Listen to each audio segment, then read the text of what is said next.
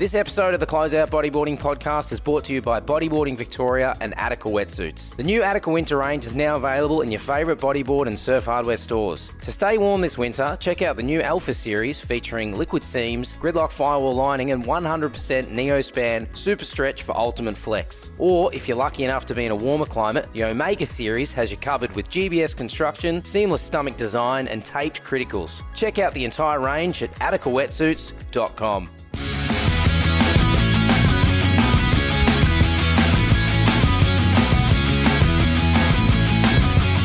Welcome back to the Closeout Bodyboarding podcast, an audio experience where a few good mates get together, talk about all things bodyboarding, what's been going down, what's coming up, and a good opportunity to just touch base with some really amazing people. I'm one of your hosts, Benny Oborn. Joining me today, Shane Britton, and also back again for another episode, Michael Jennings. Hello, boys. Hello, Benny. How are you? G'day, Benny. How are you, buddy? Mate, I'm magical. It's been a pretty good morning. Has been. Went for a little adventure into the wilderness, caught some waves. Oh, Benny Adventure. Oh, wow. It's a bit early in the day for that, I think, mate. Touch base again tomorrow morning. We won't say where we surfed because we might get chased out of town. Absolutely. Locals here are pretty crazy. Yeah, I guess just to give everyone a bit of a scope of where we are, we're in beautiful South Australia, a little coastal town called Robe. And this episode in particular, we're going to dive deep into the history of bodyboarding here in Robe and also South Australia's southeast region, the Limestone Coast. And joining us to have a bit of a chat about it, co-owner and manager of Steve's Place Surf Shop and the man keeping bodyboarding alive in this area, Sam Woolston. Welcome, mate. Cheers, lads. Sammy, thanks for coming, mate. Yeah, the boys. Thanks for having us, actually. He didn't do anything. Yeah. We came. Yes, that is true. Yeah. Benny didn't. Not again. Not again. Hey, to set the scene, Sammy, this is definitely a bit of a different backdrop for our portable studio than what we're used to, mate.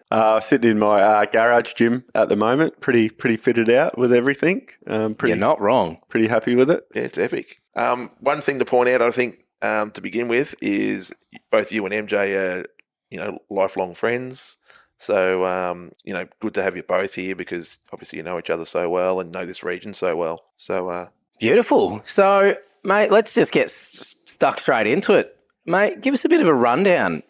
How old are you? You're obviously born and bred here in Robe. You've kind of taken over the family business. Let's go back to the beginning. Give us a rundown. Yeah, born and bred. I'm like 42 years old. Took over the surf shop from my old man maybe 22 years ago and then worked there ever since I was like 18. Pretty much didn't do much in high school, just knew I wanted to take over the surf shop. So what was going on in high school then, mate? Not much at all. Just marking around. Drawing pictures on your textbooks?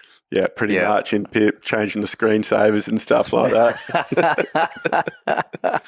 yeah, so what's it like living in Robe? It's a pretty remote community. Basically 6 hours from Melbourne, 4.5 hours from Adelaide. It's quite remote. Yeah, it's pretty good. You know everyone. It's pretty cruisy. Like it's not far to travel anywhere to waves. Not like a big rat race like the city and traffic. And it's actually really, really cruisy. Yeah. I think the hardest thing is probably trying to find someone to surf with, let alone not getting away from crowds. Like it's, a bit of a dime a dozen down here. Yeah, definitely. That's the greatest struggle now because most of my mates that I surf with kind of grown up, got family and stuff, and hard to get them in the water. So that's the biggest challenge. Yeah, I think the thing we've found the last couple of days, just getting around and everything, you need a four-wheel drive here. Like, if you want to go surfing, I've got my iLoad van here, and there's no way that's going anywhere near the surf down here. It's pretty amazing. Yeah, definitely, and that does keep the crowds pretty low because not everyone's got a four-wheel drive, so it's probably a good thing. Yeah. So to put in a little bit of context, one of the ways that we checked, the last one, that was probably the most... no, not the last one, the one before that. That was probably the heaviest four-wheel drive track. Sam saw a R33 Skyline on that beach one day. Bowled to its belly. I don't even know how it got there or how it got out. Wow. So we struggled in four drives and there was a Skyline there one day. Did Paul Walker and Dominic Toretto or whatever it's Toretto get out of that thing or what? That's yet to come out. That's next year's movie. Yeah, so, number 11, I think. E20 or something. Mate, so like you said, growing up here in Robe, you're still here. generally, do a lot of people that grow up here stick around, or do a lot of them kind of hit adulthood and take off to the big smoke? It's about 50-50 because there's not much here really if you don't surf or get a trade or something like that. So I think a lot of people do go to the big smoke to, go to uni or get a different type of job. So going into your family history, your father wasn't actually from here. He came here, is that right? Yeah, he's originally from Keith, which is kind of inland, was like a shearer. Shearer. Yeah. That was his background, right? Yep, and then come down to robe surfing and stuff. Yeah. Yep. So what was his idea when he sort of came down here and started the surf shop? Well, originally he did work in Adelaide for a while at John Arnold's, which is one of the oldest surf shops around. And then, JR's. Yeah, Yep. the original John Arnold's. Yep. And then he bought stuff down in the summer season here to sell just in summer. Yep. And then obviously got busier and busier, then started his own shop. How did that go? Like when you first set up? So what year was that? Were you born by then, or? No, it was like 1966, so it was a long time ago. They had like a little shed near the servo, like just a tin shed, and they'd bring that down and fill that full of surf gear and sell that. And they went to come back one year and someone had stolen the shed. Times are tough in the 60s, right? That must be one of the longest established surf shops. Probably one of the longest running, for sure. Yep. Yeah, like the background that you've had, I've obviously worked with you for like 20 years or so, and it's amazing how the shop is in the Australian culture because, you see you guys have popped up on ABC, on TV shows. Channel 7 Sunrise. Channel 7 Sunrise. Yeah, one morning I'm sitting there watching it with my missus. I go, oh, that's Sam. And I'm texting you in between ad breaks and all that sort of stuff. So, ASB Mag, which is Australian Surf Business Mag, they've done articles on you and like you've had a cover shot on there of your register, but sort of that famous little register shot. Yeah, it's pretty cool. We got lots of good runs from that ABC back roads because I think they play every single December because people come in the shop every December. Oh, I've seen you on TV, and they want to come in and see the shop. So that worked out really, really good for us for sure. But it's an institution. Like even myself growing up here, like you walk down because there's not really like. In the neighbouring towns and stuff like that, there's no beaches, so there is no surf. So then it is the only kind of surf shop, and it's known that like people will travel from Adelaide to come and shop here, or vice versa from Mount Gambier. Like people like will literally travel hours just to come to the shop, just to come to Steve's. Like it was crazy. I mean, I obviously live and work in Victoria. Currently working for a private school. Like I've got students that are running around in Steve's Place clothing. That's unreal. This is like 15, 16-year-old kids that have no interest in surfing, but they've been here to robe, and that's the one thing they've taken away from it. Yeah, it's pretty good how it's been established for so long. It's, really, really good. And my old man, I think, like sold a lot back in the day because he sold stuff so cheap, not much margin at all. We've like slowly increased it so we could actually make some money. Yep. But I think that's where we got good legs in from like it being like cheap. Yep. Yeah, right. So what was his reason for establishing here? Like, did he just fall in love with the place? Yeah, fell in love with the place and just like the surfing here and the lifestyle and being inland at Keith. It was like just about maybe an hour and a half away. What a name for a town, Keith. It's right next door to Barry. There ain't much going on in Keith either. No, definitely not. One of the main things that you guys have done with the store is you've had this the Robe Easter Classic. It's now 55 years. Yep. Can you tell us about that and how that started? My old man started it back in the day because next to the shop where you've got the wetsuit room and stuff, it used to be an old little like cafe.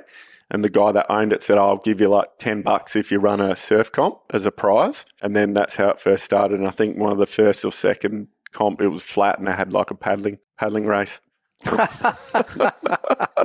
Paddling race. Wow. Sounds like bodyboarding budget all over again. $10, winner take all. So how's that go now for you to keep that alive? Yeah, really good. We get really good support from the brands and stuff because it's been going for so long, and we've made the prize money $1,000, which we use all the entry money goes towards that prize purse. So yeah.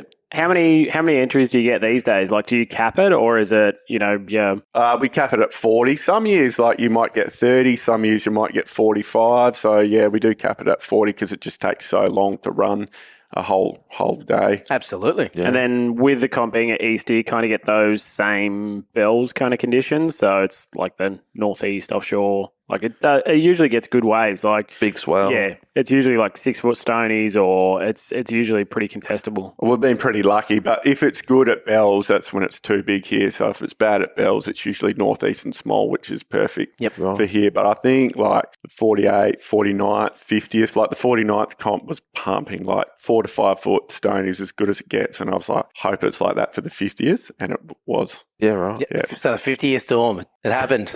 It's a real thing. Already come back. Point break. Came back from New Zealand. And I guess what then led you to start the bodyboard bash like that? No, go back even before that. Obviously, your dad was so iconic with surfing. Like, how did you pick up a surfboard? Like, you should have probably picked up a surfboard with your dad's background. Like, why did you go down the bodyboard path? I did surf back in the day, and like those blue cool light, they foamies. Yep. Had one of those back in the day, and then I reckon first bodyboard was one of those Banditos with the canvas wrapper around. Yeah. And then I think it was just about mid-90s when the bodyboard boom came in, and we always used to get the surf videos in the shop, and we used to collect them all and sell them all. And one of the distributors, I think it was like Underground Tapes Phil, and I watched that, and I was like, this is pretty cool. And then, went on from there. Yeah, gotcha.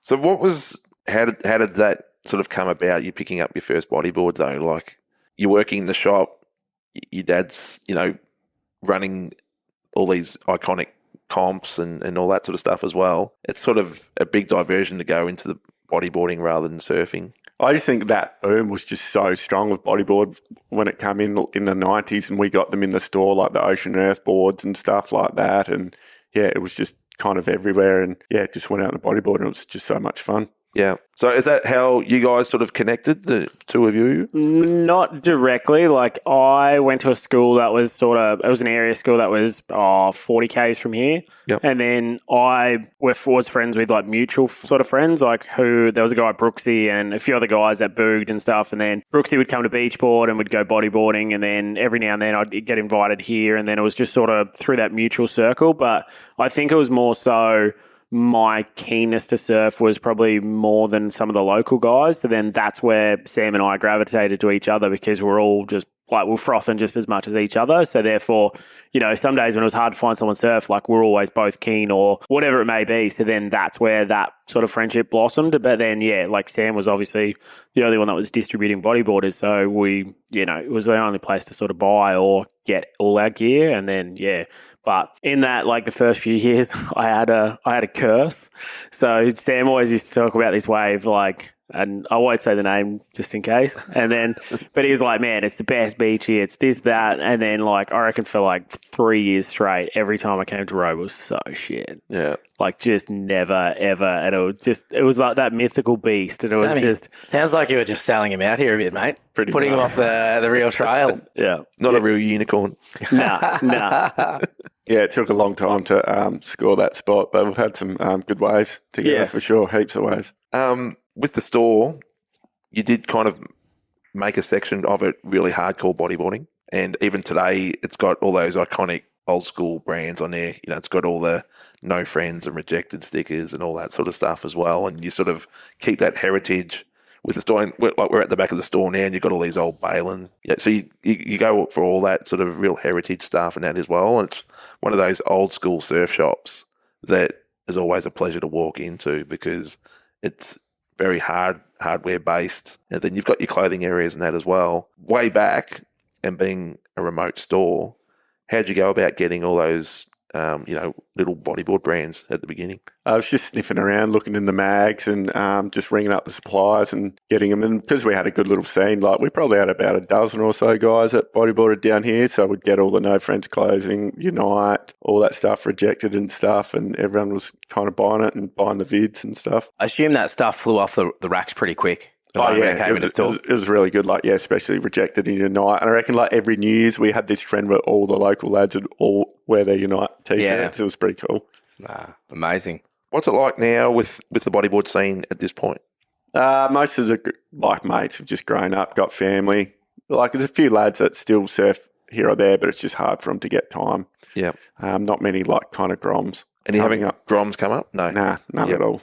How's the connection gone then with the SA crew, like all the Adelaide crew and all that sort of stuff, and the SA Bodyboard Club? how's that connection gone for you and bringing those guys out here? Yeah, it's really good to catch up with another group of bodyboarders and talk about bodyboarding stuff. It's been really good. It does get the local boys fired up a little bit more as well and getting them a bit more frothing to get into it more. Yep. So growing up, we had what was the Black Susie. Tell us a bit about the vehicle. It was like unstoppable. It was like a slug that could never die. It meant that because obviously Shane mentioned earlier that most of the places we need a four drive, and that was sort of the surf machine back in the day. Was this a little Jimny? Suzuki Sierra. Sierra. Yeah, right. Gotcha. Yeah. It was basically lighter than most of the gym equipment in here, and it would just go anywhere. But yeah, you can tell us the stories about that. Your first car? No, not my first car. No. Yeah. No. Oh, it was a black Suzuki Sierra soft top, and it was just so lightweight. It just went in anywhere, and it was just unstoppable. You couldn't fit many people in it. You fit obviously driver, passenger. It was a two-seater in the back, but you could squeeze three in with the bodyboards over top of everyone, and whoever sat in the middle got the metal bar.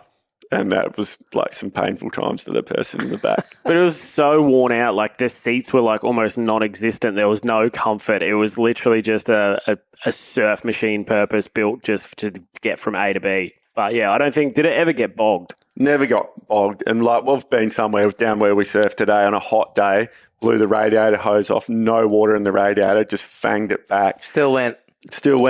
Temperature gauge is off. Got home, just let it cool down, filled it up with fluid. I checked the oil, no oil either. Just kept going. It was unbelievable. I could see Chris Watson in the background just in stitches over this. the diesel mechanic just having a good time.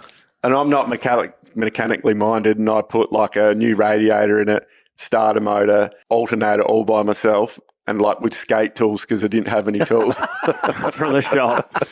Oh my goodness. But we reckon ever since I got rid of it, the surf's never been the same, 100%. Oh, even though now you get there in comfort, it was just I think it was the misery of getting there made the surf all that much better. Well, yeah, I mean, I'm assuming in the winter months, that thing wouldn't have had great heating. Oh, it was horrible when it was soft top and it would leak. And what broke the camel's back, it was just the soft top leaked so much and it'd be leaking on you, and then one day it wouldn't start, and I was like, that's enough. I'm getting a Hilux. Yeah. It's a big jump off, isn't it?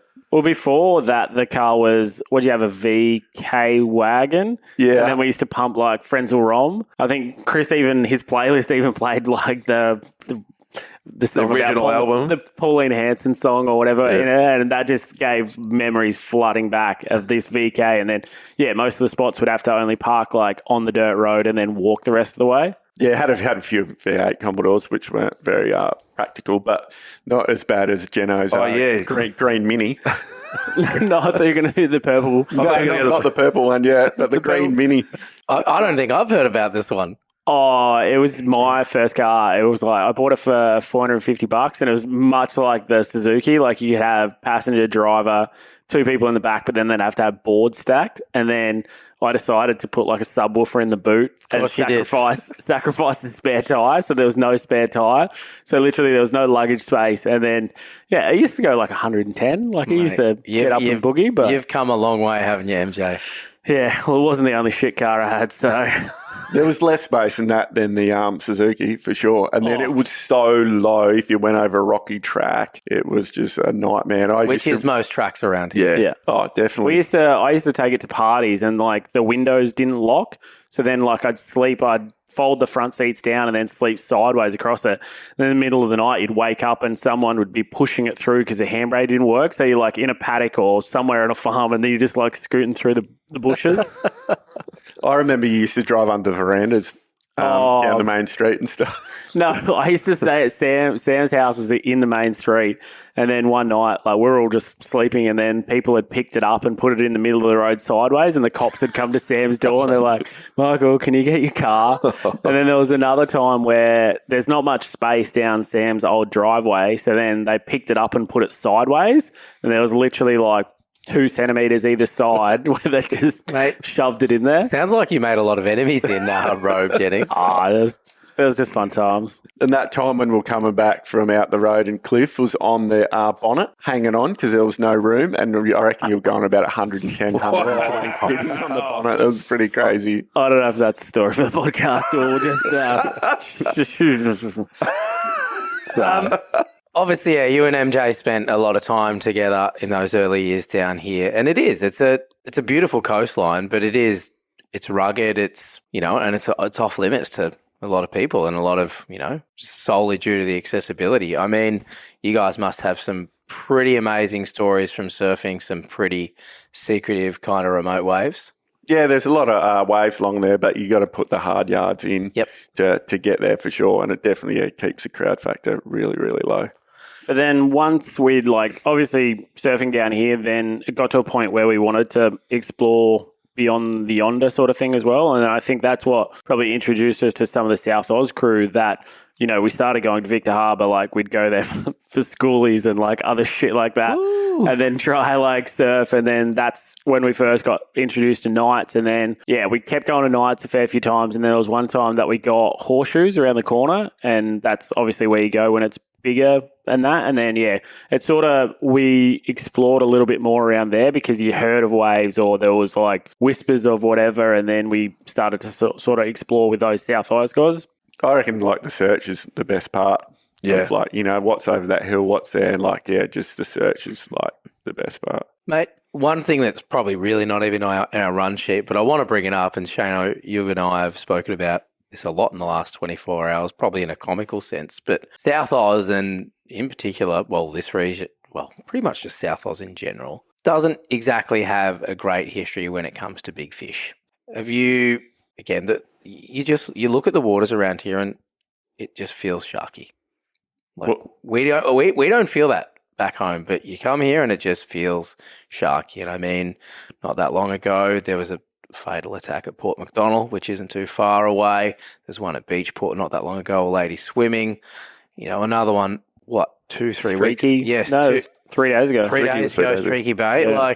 Have you ever, is there any stories to come out of Robe, or have you had any close encounters? Touch wood, I've never seen a shark. Let's knock on. Let's all just rub this table. Yeah. The last time was the dubious one with Jeno when we were surfing out at Goat Island. Yeah. And there was something in the water, and Geno's fully as a shark. And you're panicking a bit, and nah, it's not a shark. And he's like, let's go in. And he's like, nah, she'll be right. So, but Goat's you got to give context. Goat's a fair bit of a paddle. It's not like you can just go. There's from where the wave is, there's basically a channel where you can paddle across where there is no waves, and it's deep and it's dark. So it's deep, dark, fishy. It's all good and well that we're out there surfing, but then you know where you got to go next to get back. It's well, the first time we surfed that, when we were Groms, one of my mates put a dive knife on his leg, I don't know if it would have helped. Plenty of guys do that. That's useless when the shark takes the leg first, isn't it? Wow. And speaking of that, mate, Chris would like this story. My mate Ben had a Suzuki, and it broke down one time, and it was a fuel pump.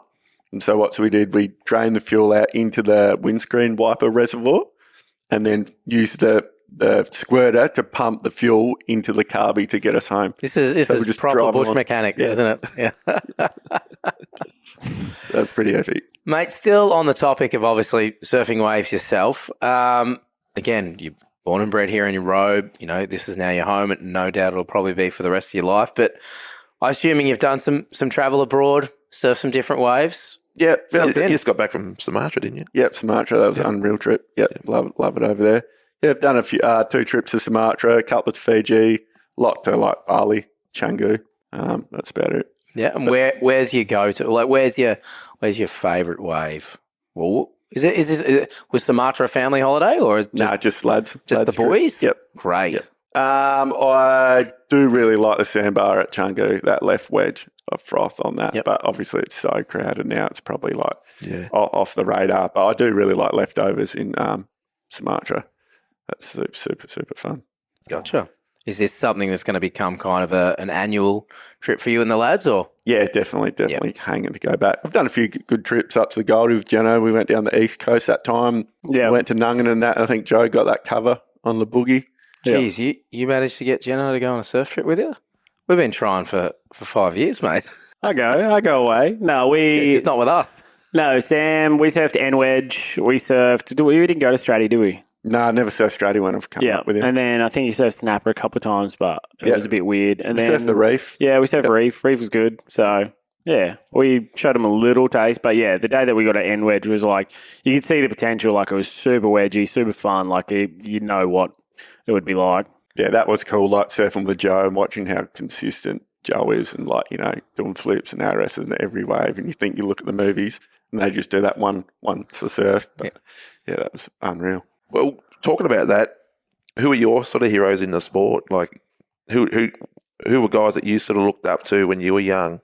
To, you know, obviously you said you had that connection mainly because of surf films, bodyboard films and so forth as well. What was your sort of go-to to sort of as a hero? I kind of liked Stuart because he was always so clean and styling, but I did like Tamiga and Hub and stuff because they were a bit different, a bit more, you know, a bit more crazier in the water. So definitely those guys are a bit more out there for sure. Yeah. I'd definitely say Hub was one of the bigger ones. Yeah, I reckon he would have had 10 hubs in a row. Like every single board was just a hub, another hub, another hub. You've still got a few hubs floating around in the back shed I saw earlier? Yeah, just one. Just the one? Yeah, just a special one. Yep. That one, you're not letting go of that? Nah, definitely not. And what about now? Like, are you still following, I guess, the current Yeah, crew of like riders? the crew that are really fit, like Amori, Tristan, Louis. Those guys are crazy, like how fit and Louis' how a big machine. they go. It's just, those guys are next level now. Are you following the tour? Like, do you? Oh, here or there. I haven't been watched many events, but just briefly on socials. Yeah. Going on there. All right, so let's touch base on, again, one of the main reasons we're here this weekend, the Robe Bodyboard Bash, 10-year anniversary. You've been a big part of it. Yeah, obviously it brings in a whole bunch of people from South Oz. Give us the rundown. Yeah, it's pretty good. It was Dylan and Jasper being the main drivers behind that. And, it's mainly a lot of Victor Adelaide crew that come down. They probably run most of it and do everything. I just organise the prizes, spot the location, try and organise an after party. So it's really good hanging out with some more bodyboard crew. Yeah. What about the trophy? Tell us about that. The Golden Flipper, that's an epic trophy. It is a Epic trophy. Who came up with that idea? I think it was Dylan, actually. Right. Yeah, I reckon. And then you've managed to win it once yourself? Yeah, once myself, pretty lucky, 2020 at Goat Island. Yeah. Wow. But yeah, I guess some other pretty special South Oz names that have got their name on that plaque as well. Beachy's won it. Is Beachy won it just the once? Or was he twice? I reckon he's twice. Twice. But then Jasper. Jasper's 3 times, I reckon. Yeah. He's going for 3 times in a row. Yeah, so this year he's three-peat. back to back. And then, this year if he takes it out, I mean, can't see it happening, let's be honest. Not that you're here now, but you're here. Actually, we brought the special weapon in. Yeah. He couldn't even come on this podcast because he's just saving his voice and his body for tomorrow. He's in the gym. It's working out. But again, I mean, it must be a big year for 10 year because otherwise Jennings wouldn't have come down for it. Oh, definitely. Jennings is a special guest for 10 year. I think it's the first time I've been in Robe for 10 years probably, so it's probably about that. And first time... Put on the rashy. Correct me if I'm wrong, first time competitor. Yep, never put a rashy on, but we'll see how it goes. We've got to make it off the beach first. So, well, it depends where we are, right? The dark horse. Yeah.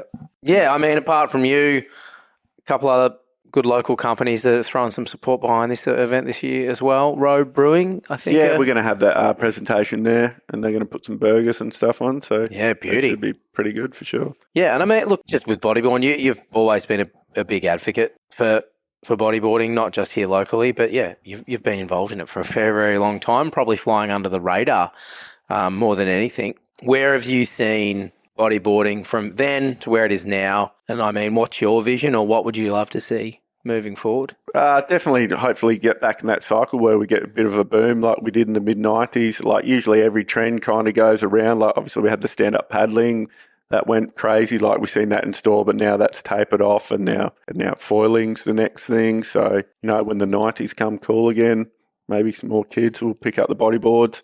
Do you think you're starting to see like especially in the clothing line side of things, like 90s is really starting to make a comeback. Yeah, definitely. All like Quicksilver, Billabong and Rippies, they're all re-releasing all that heritage stuff, which has been going really, really well. But obviously it's going to catch up and it's going to end eventually.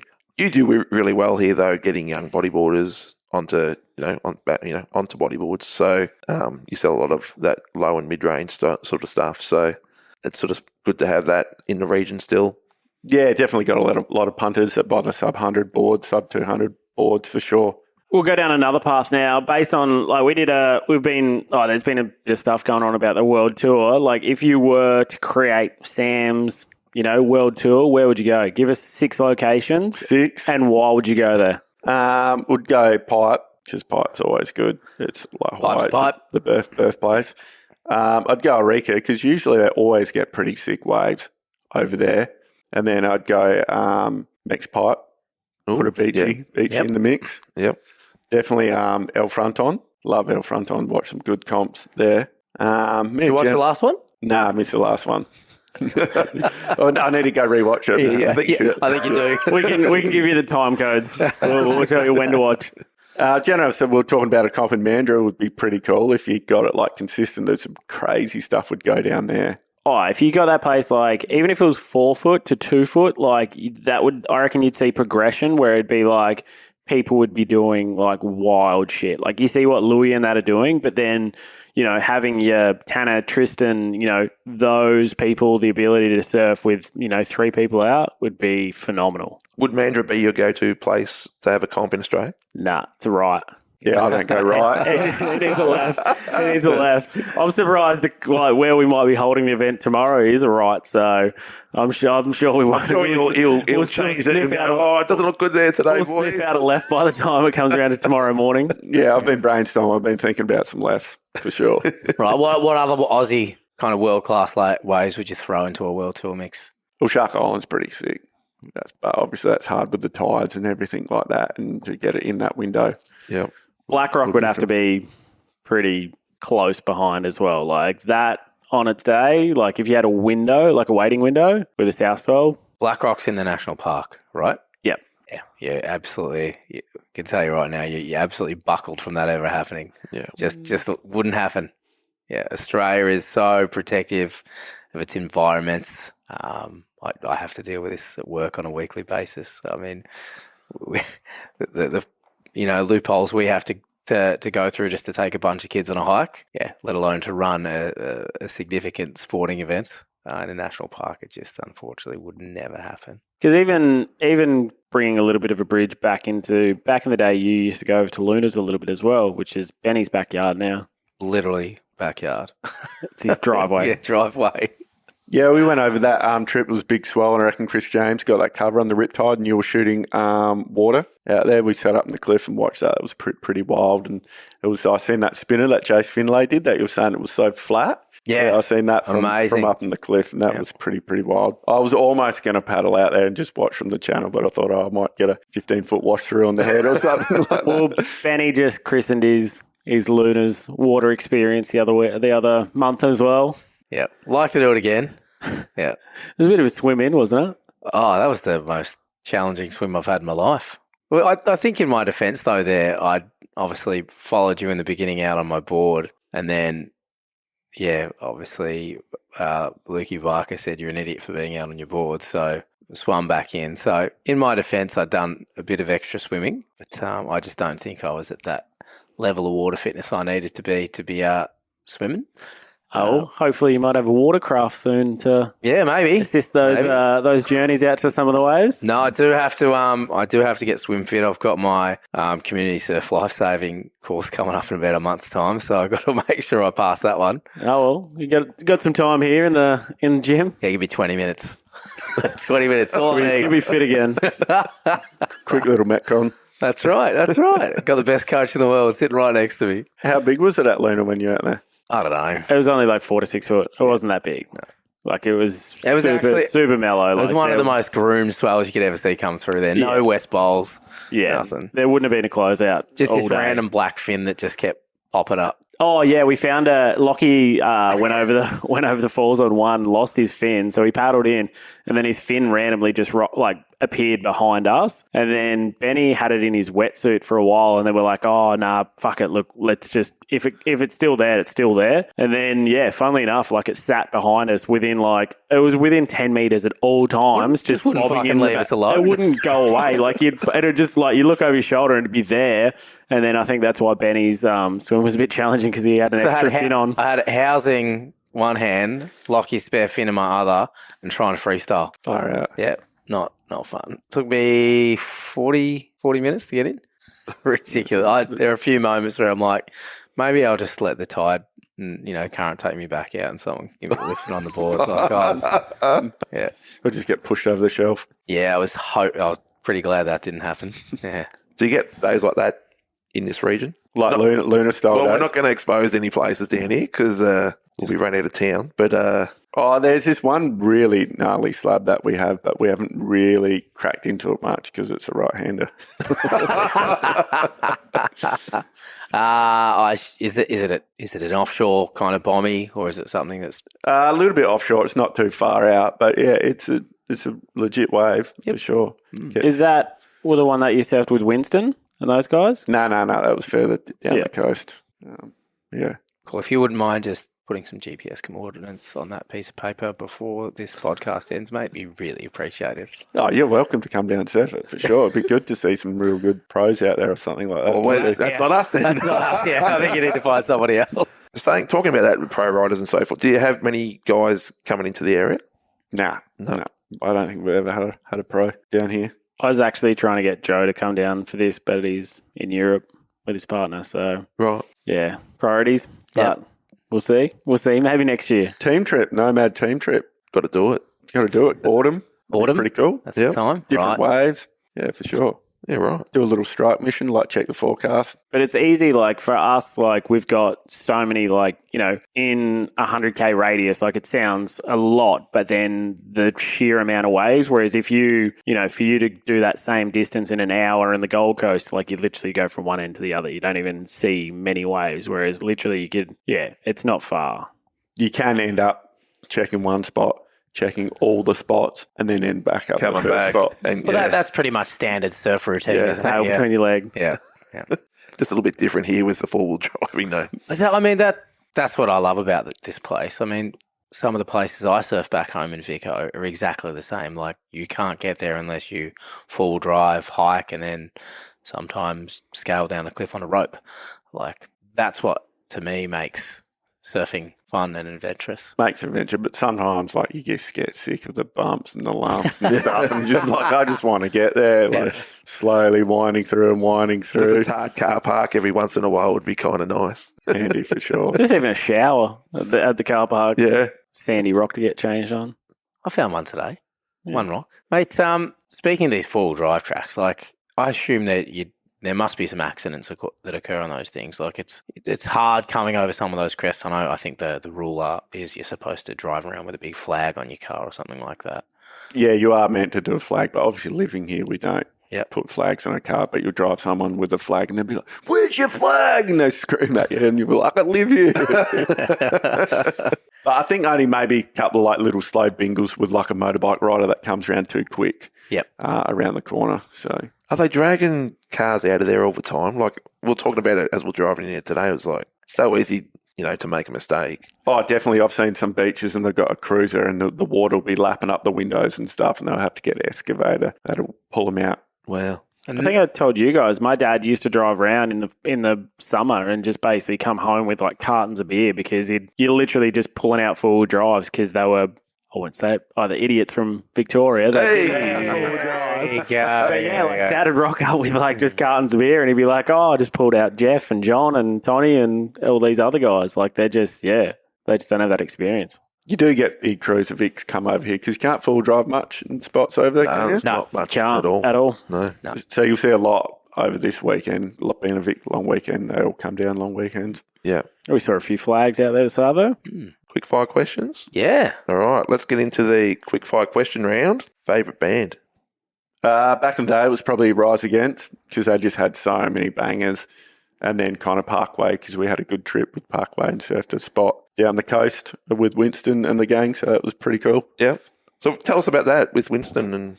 I think Jeno lined it up because they were playing in Mount Gambier and they stayed in Robe. And then we drove down the coast, surfed this spot with Winston and the crew. It was really good. Winston doing his death growls in the water and big ARSs out the bowls and stuff. It was pretty surreal. Look at you, Jeno. You're just making connections, aren't you? Up. Everywhere you go. Favourite film? Surf or Nah, non-surf. non-surf? I didn't mind June. I don't really watch much TV. Didn't mind June. That was pretty cool. The latest one? Yeah. Yep. Favourite car? Have we answered this already? It would have to be the black Suzuki now I think about it. Well, I did get sick of it, but now I kind of wish I still had it because it was so easy to get the surf. So smooth as well. We can go drive heaps faster through the dunes. Is there scope in your future to purchase another one of these Suzuki Sierras, you think? Probably not the old ones because they're so expensive and I reckon it'd be hard to find a Sought good after? one. Yeah. Yeah, I wouldn't right. mind, like, the new Jimny would be pretty cool as a surf bus. Yeah, they look a lot more luxurious than what they used to be. Oh, definitely. I'm not sure why they have a ladder rack on the side. They're only about 3 foot off the ground. Got to look the part. Yeah, exactly. So the next question, I don't think it's going to be relevant to you for some reason. Favourite TV show? We're sitting in your homemade gym with so much equipment that I can't even fathom it. So I don't think you'd ever watch TV. Do you have time? I do watch a little bit here or there, but obviously having kids and stuff like that, it does take up time. Mainly watch a bit of YouTube, like, Jamie O'Brien, Nick Von Rupp. Whitey stuff, tension stuff's been pretty good that he's been putting out. Yep. I did get into The Witcher and what's that one on Apple TV? I just watched Foundation. Oh, yeah. Thought that was cool. Yeah. Probably kids shows by now. Bluey or something like that. Yeah. 2 young kids. How old are your kids? Coco's 4 and Ziggy's 1.5. Gotcha. But it's, mainly Paw Patrol on repeat. Oh, God. How old? Yours are about the same age, aren't they, Ben? Yeah, Luna's, she turns 5 in, 2 weeks. Going to miss her birthday, unfortunately. She's off gallivanting around Europe with her mother. And little Frankie, he's 2 and a bit. Yeah, mate. So you're not a Paw Patrol fan? Oh, I don't mind it, but it's like Coco just watches the same one over and over and over and over. Maybe she should think something different's going to happen. Right. Gotcha. Could be worse. Could be worse. Wiggles. Mate, that's a whole nother podcast episode altogether. That's a cult. That's creepy. That is creepy. Getting into something more up your alley, favourite bodyboard film since you had so many? That's a tough choice. I'm probably going back to The Inside. Wow. Yep. Yeah, because Gotcha. we used to watch so much of the underground tapes, but then seeing a full, kind of American one, and The Inside was pretty raucous. That was really good. Yeah. It was like the Chad Barber wedge. That was a POV. That was a trip. Yeah. That was a trip, that movie. Yeah, absolutely. Favourite section? Bodyboard section? Probably got me amped most was in Fuel with the Hawaiian guys, with Hub and Kyle Milligro. I think it's that Grinspoon song, More Than You Are, such a good song. Yep.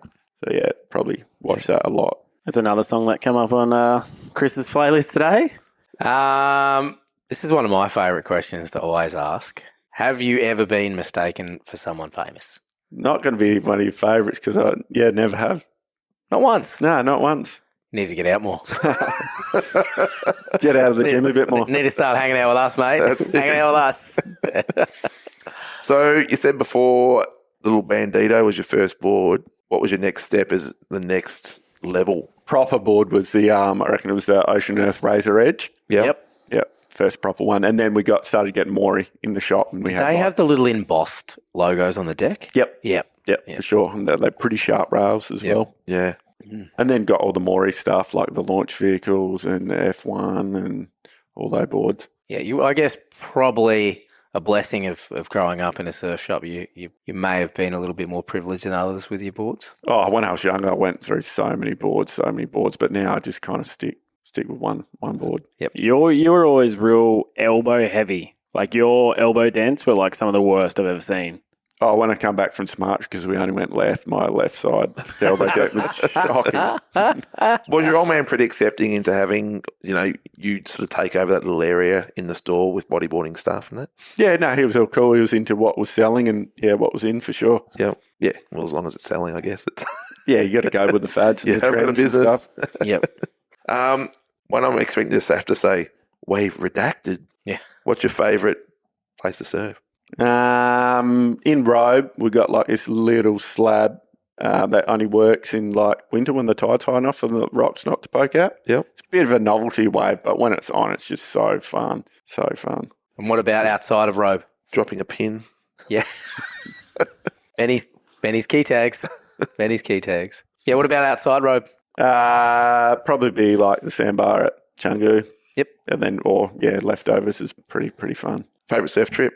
One I just did to Cruy, which is really good food, like good mates, heaps of waves. So who'd you do that with? Which mates did you go with? My mate Hummer, who runs a burrito shop, Yep. and another mate Slotter Yes. from Port Mac. They're really good to travel with. Where'd you stay over there in Cruy? The Ocean. Okay. Shout out to Max and Alicia. They're unreal hosts. Beautiful. Yeah, tell us a bit more about that because, I hadn't heard about that place before. You always hear Secret Sumatra and all that sort of stuff. So I just seen it pop up on like socials, and I seen it was a little bit closer to leftovers. It was straight out the front. It was a little bit cheaper.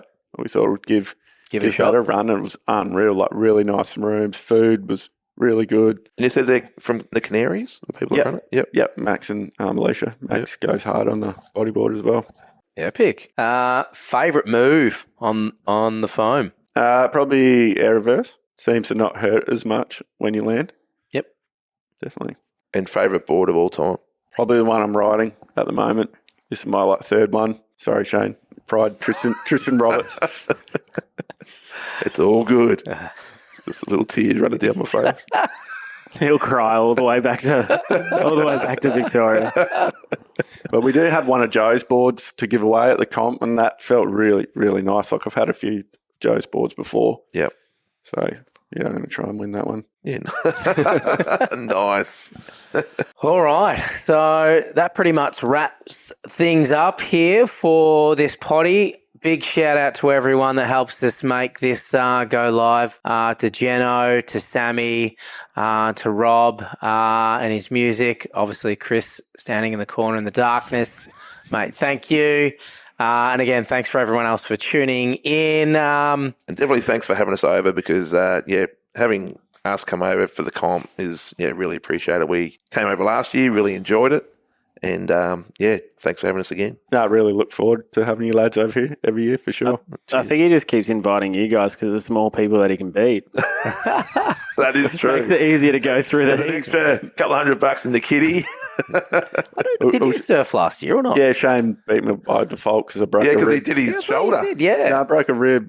That's right. Yeah, And I took got foot through the close heat out. because you defaulted out. I made quarters. You're Don't know how the guilty. hell that happened. Jeez. Yeah. It was Yeah, a pretty... set a high standards. You're going to make the final this year. Otherwise, Ooh. Just got to beat you, mate. Just got to beat you. That's it. All right. So, thanks again. And don't forget to subscribe, like, share. And, for those that haven't really tuned in, find us wherever you find your podcasts. one last thing. Yep. If you haven't been to Steve's place, look it up. Best surf shop in Australia. Get onto it. Absolutely. You.